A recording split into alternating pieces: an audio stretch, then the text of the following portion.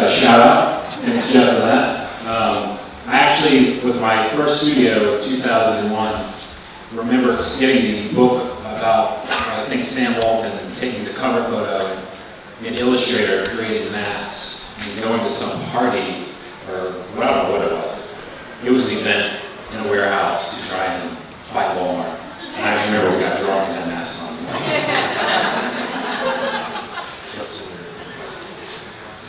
Okay, so everybody raise your hand here if you have an idea for a company. Okay, keep your hands raised. Keep your hands raised if you have a business plan. All right, and a team of people you're going to collaborate with, and an idea of how you're going to execute it and move on it pretty quick. All right, four really organized people here. So this is a story of I'm not you. So this is a guy, Derek Sivers. He had a company called CD Baby. He had sold, like, when people bought CDs, if you're too young, they were discs, and you put them in a machine. And he made a lot of money, and he's a very smart guy. I definitely recommend looking him up. And he had this great quote on his blog post he wrote about multiplier of execution around ideas. And what does that mean? So he created this scenario, this formula. And this is pretty much spot on from what I can find with all the ideas that everyone here probably has for their next project, nonprofit, artwork, company. If it's a solid idea, great. But if you have no real plan on how to execute it and pull it off, it's probably not worth much. So this is a little story about that. So in 2003, after all this Walmart stuff and some other projects I was involved with, I, like many people in 2003, was a blogger. And there were a lot of bloggers in town, and if you're still young, blogs were sites where you wrote and you told people to go to that website. So people had to find you at that website. So what did I write about? I was mainly writing about Iraq, because that was what was going on, there was a lot to talk about, and the city. So you just rant on things in the city that pissed you off, and of course Iraq and George Bush, there's plenty to talk about. And I had this idea. There's all these bloggers, they have these blog roles on the side of the blogs, so everyone knows each other, they all reference each other. What if there was a main site, one site that could aggregate all of those blogs together into one site, and the RSS feeds for all the different news channels, all the content sources you would think of into one website, and at the same time, if you didn't want to start your own blog, you could create your own account on the site, and you could publish events, news, and content. So I had the idea around 2003, 2004.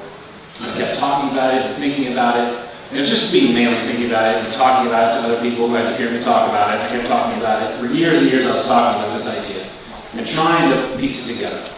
And then in 2008, I finally decided to pull the trigger and we launched this website, humanbeings.com. And at first, everything worked out great. We had, after probably about a year or so, we had about 4,000 users, about 10,000 people on our email list. And it was awesome. The site was actually being visited and being used. The problem was that I didn't really have a plan as to where we would go next. Kind of like Jeff's story about starting a nonprofit and needing someone to run it, I didn't have that plan. And at the same time, in the build-out of the entire site, we had this opportunity, my business partner, Ben Hirsch, with the Canary Collective, to build out all this crazy technology. Before this, we were just building e-commerce sites and small sites for businesses, restaurants. And this is something where we had to build a content management system, user management system, all these tools to run the site. And I had no business plan. I wasn't getting any feedback from anybody. It's just me with this kind of vision of what I wanted to build.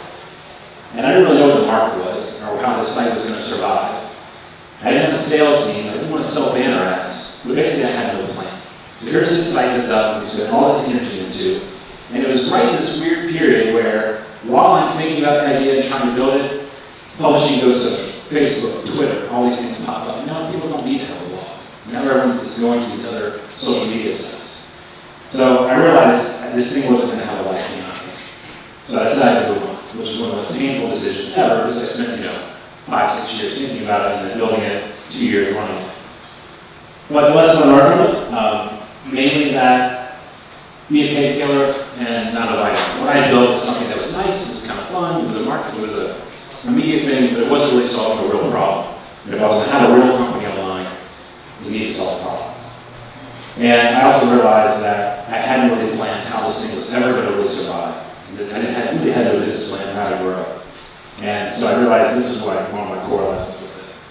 And so those lessons that I learned from human beings, the pain of going through that process, led to Locally.com, where we actually have a team, have a strategy, actually have a business model.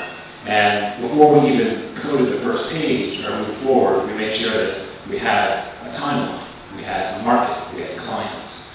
And this project is, I can go on for this, I can get pitches on it. It's fairly straightforward. Everyone here probably understands it.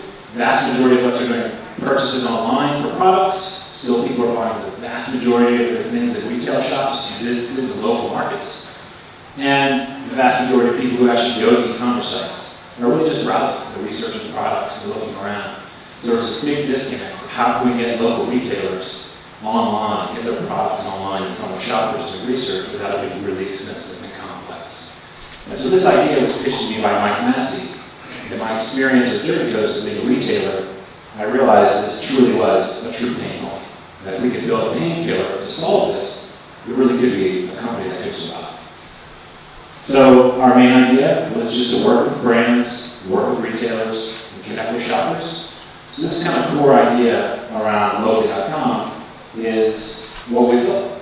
And since then, we've built out all these great tools.